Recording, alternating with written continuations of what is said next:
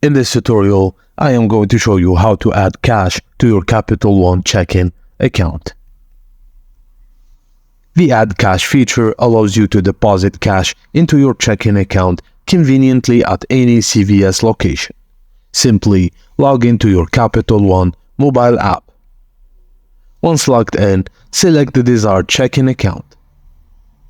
Click on Add Cash and enter the amount you wish to deposit. You'll receive a unique barcode valid for 30 minutes.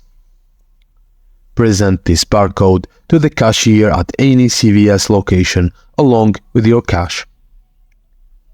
Upon completion, the cashier will provide you with a receipt.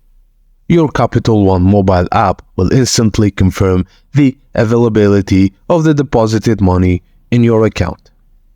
And that's how you add cash to your Capital One checking account at CVS in a few simple steps.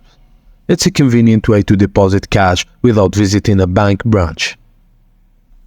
And that's it, guys. Thank you for watching, and please don't forget to like and subscribe for more.